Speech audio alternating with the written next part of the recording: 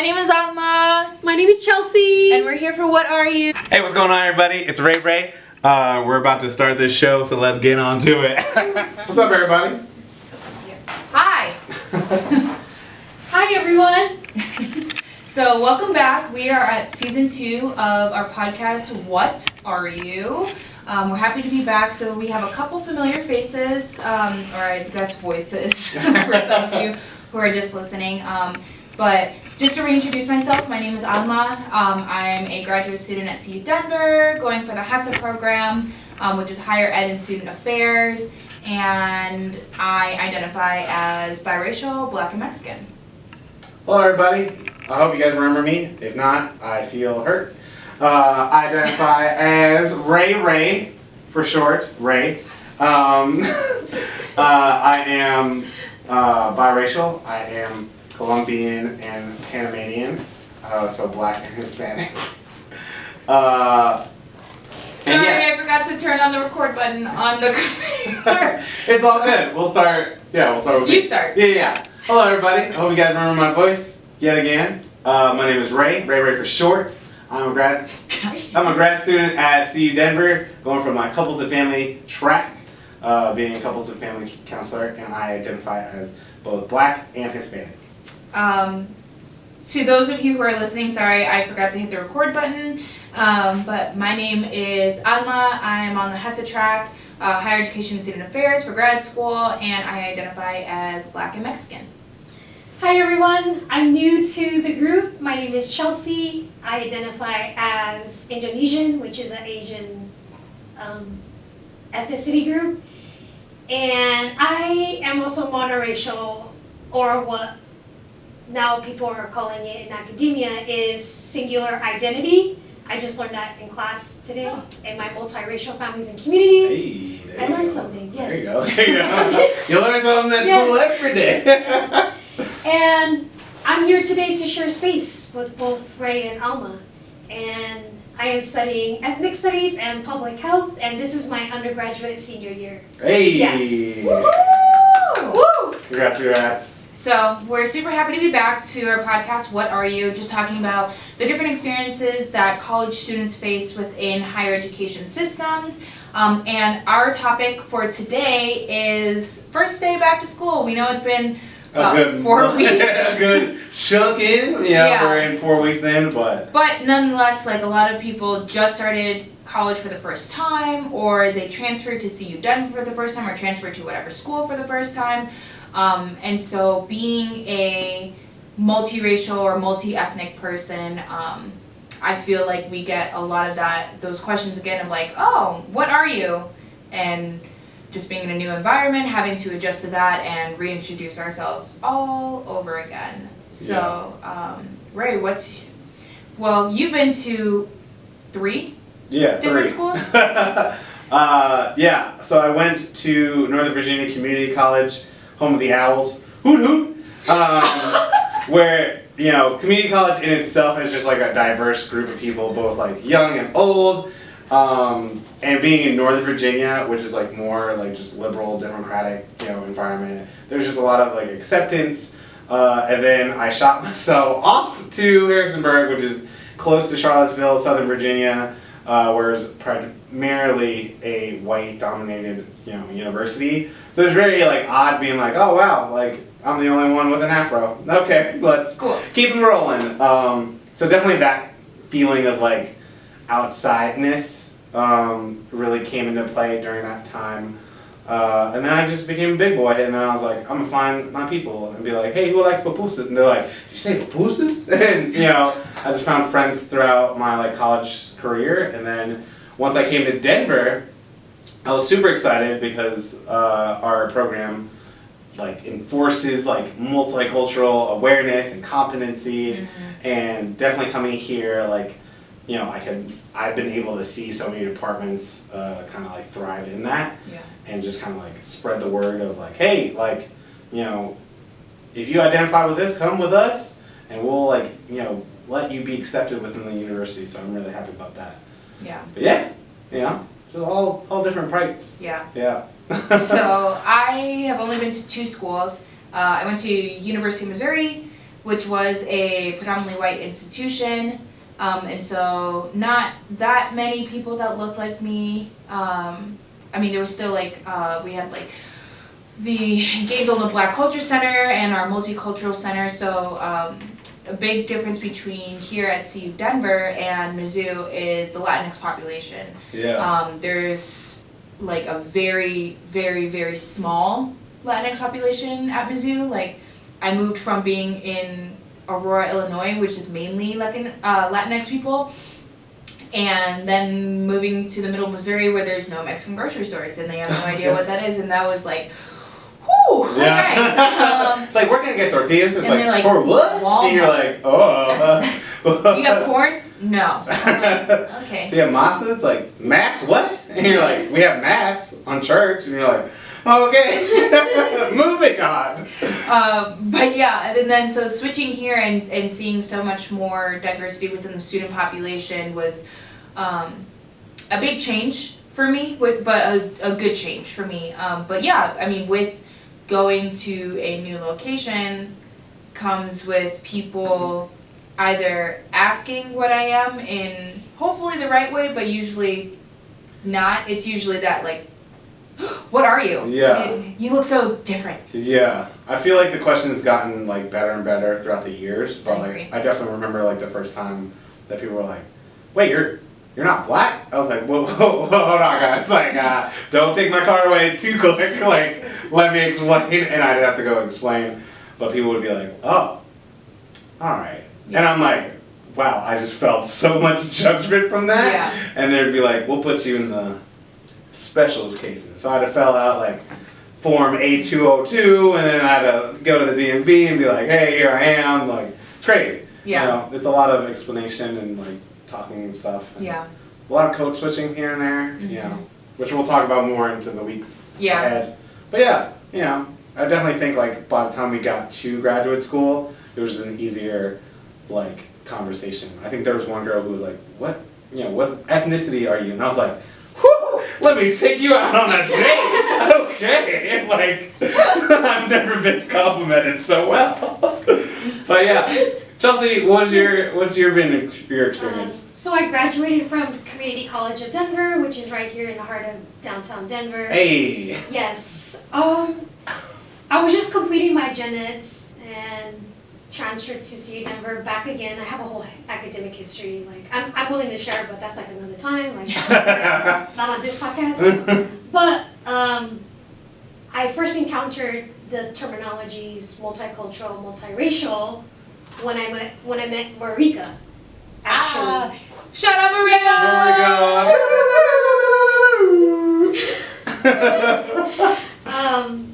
Which is, I mean, it's not something brand new because this is how monoracial singular identity people, I mean, I'm basing it off of my experience, right?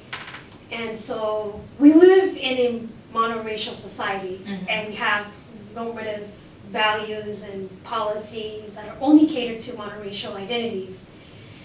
And I didn't realize multicultural, multiracial terminologies until Marika explained to me her life experiences as having to face between two identities. And so, backtracking a little bit, taking college credit courses at Community College of Denver, you know, you're just completing gen eds and that's it. Like, do the coursework, get an A, pass, go on, move on.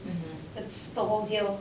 And then coming into CU Denver, majored in public health first, realized that it really just focuses on, you know, the health aspect, but not really like, okay, how about the communities? Like, that's where you get to know the people first and understand the foundation. And then started working at Center for Identity and Inclusion Office at University of Colorado Denver, and that's where I met Marika, and then it started from there.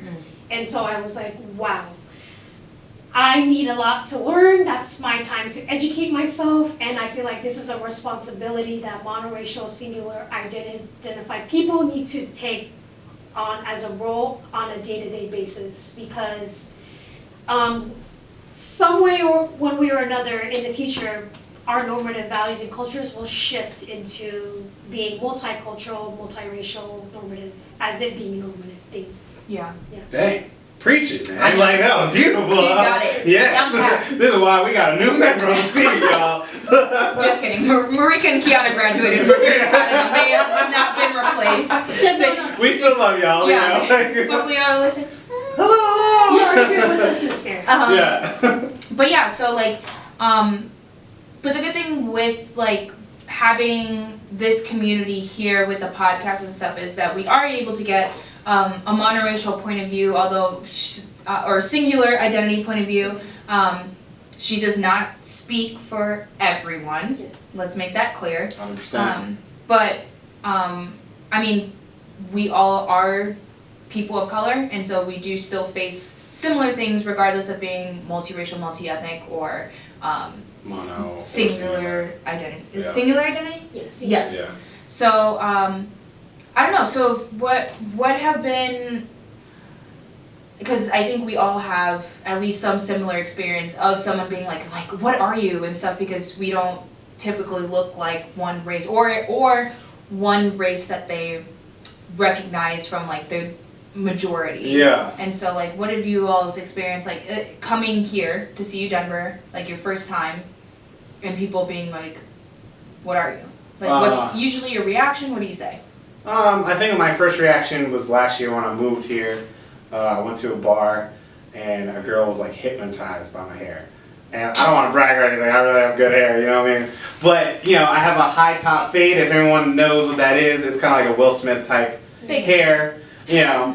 And so she went up to me at the bar and she was like, hey, can I touch your hair? And I was like, that's an odd question. Hello, how are you? Like, Yeah. you know, and she was just like, so she just wanted to touch my hair because it looked really soft, this and that third. And I was like, no, ma'am, I'm just drinking my beer. I don't know who you are.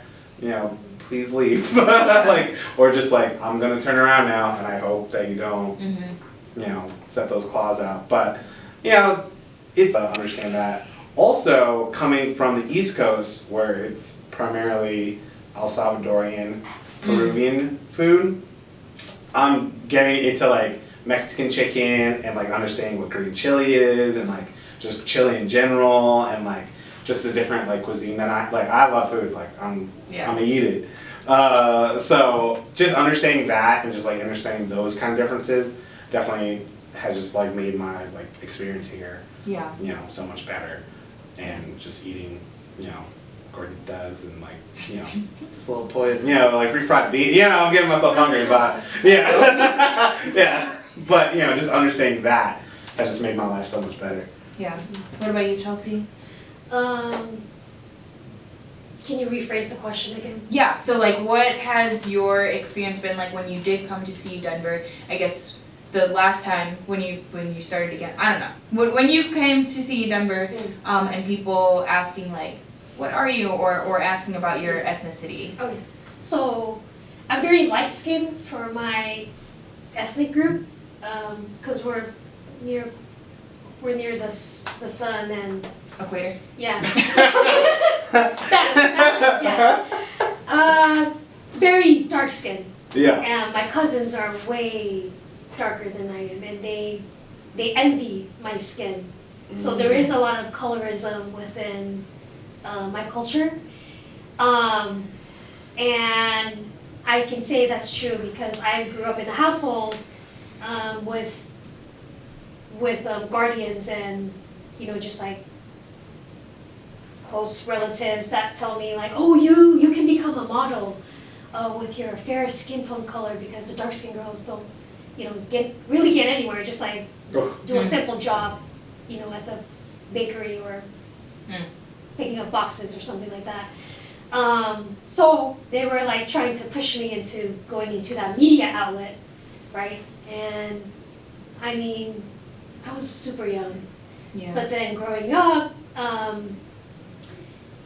people mistook my like skin tone color for like, are you Mexican? Are you like Southeast Indian? Are you mixed with European?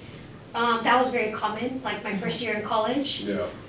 Because they associate being Asian as like Filipino, so like your skin is darker than a Chinese person Yeah. or Japanese, Yeah. right? And they looked at the features closer, like my nose, my lips, my eyes. Like my eyes are not chinky, which is a term that's like used a lot for people to call out Asians. So they're like, you must be like mixed with something, and I just tell them, nah, straight up Asian. And if you want to know what type, I'm Indonesian, and that's like specifically like one sub-ethnic group race. There you go. But there's a history behind Indonesians, right? First, the Portuguese colonized our country, then it came the Dutch, French, so on and so forth. So there was some part of history of Europeans having interracial marriages with Indonesian women. I don't know that type of history, so for now I can only say that I'm monoracial singular identity. But so far, I still get that. Like, are you Mexican? Are you mixed with European? Are you mixed? Yeah. Because of my skin tone color. So Yeah. I believe that skin tone has a big role on playing. Absolutely. People questioning like, Oh, are yeah. you mixed? For you know? sure.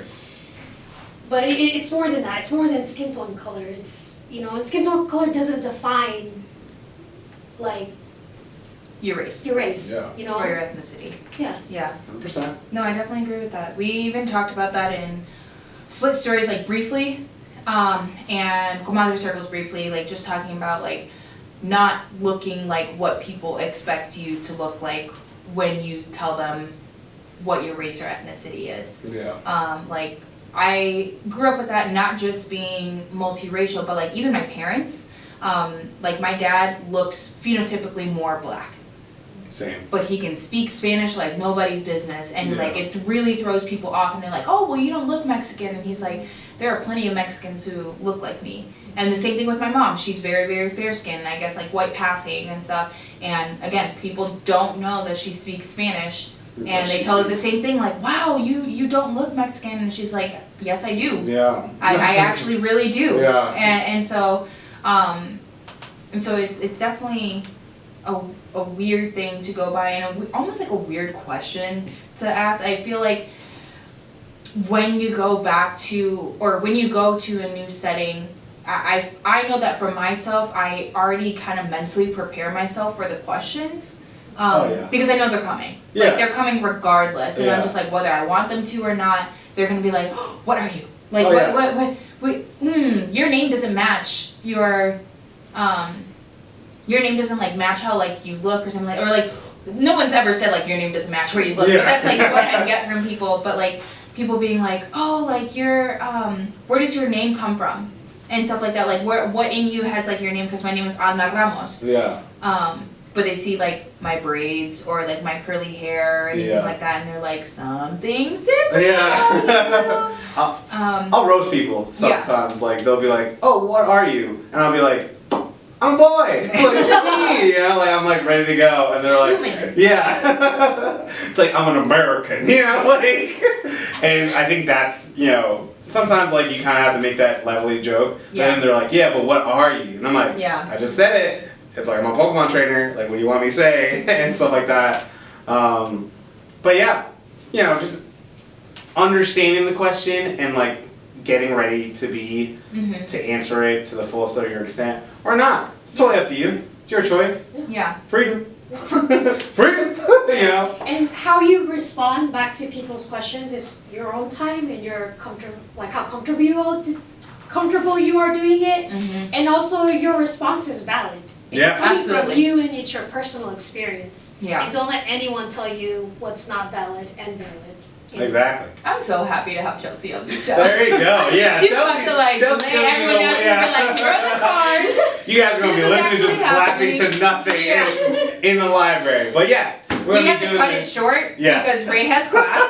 But we're actually gonna be, right now. Yeah. But we're gonna be doing this every week, either podcast, video, YouTube. We're gonna be doing Instagram it all. Live. Instagram Live. We're gonna be hitting it on all platforms. So get ready for season 2 Yeah. of What are you? Thanks for tuning in. Tune in next week. Woo-woo.